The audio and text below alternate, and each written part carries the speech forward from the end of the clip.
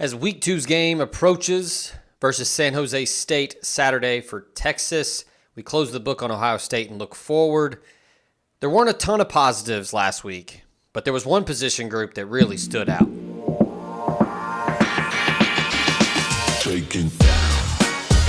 Look, a lot has been made about the offense. Texas really struggled in the red zone, could not get any points. Stops on fourth downs. Arch Manning, flustered, confused, rattled, whatever you want to call it.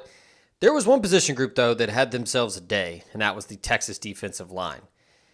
Ohio State managed just 203 total yards, less than 3 yards per carry, and just 77 on the ground. That will play every single week. The leader was Cole Brevard, the Purdue transfer. A lot of people speculated that he would just kind of be a plug-and-play, just an anchor in the middle, wasn't going to do a lot, just kind of, he's going to be there to get people double team. Or, he's going to create double teams, and then other people will get one-on-one matchups. He did that on Saturday, but he was also extremely disruptive. There's one play that went viral on Twitter where he took on 4 blockers to help Leona Lafau get a fourth down stop. That's the kind of stuff you need up front in the SEC, and that's what Steve Sarkisian and the Longhorns staff recruited him out of the portal for. Elsewhere, everybody up front in this group, well, I should say everybody, but these guys in particular, all 70 or above in PFF grades. Brevard led the way at 84. The others all had 70 or above. I'm talking about Alex January, Travis Shaw. These dudes were extremely disruptive and made a lot of plays. Ethan Burke, the guy that we highlighted in the offseason as a potential breakout star, he was effective as well. He had 4 tackles, graded out well. I think that, look, it's one game. The sample size isn't great, but it's also just one game. And I think the showing that the defensive line put on tape should have Texas fans excited as you get this 3-game runway in non-conference before you head to the swamp to play Florida. I don't think there's really much else to say here because the defensive line did its job.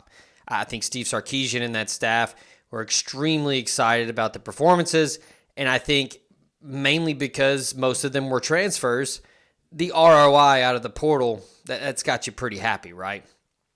As you fast forward, like I said, in a couple weeks, you go to Gainesville to take on Florida. Billy Napier is going to want to be physical. He's going to want to run the football. DJ Lagway is going to want to use his legs.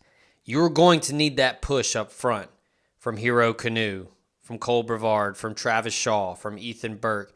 Those are the guys that you need to show up. Because when they do, that's when guys like Colin Simmons can get one-on-one matchups, and that's when he can really eat and make people's lives hell.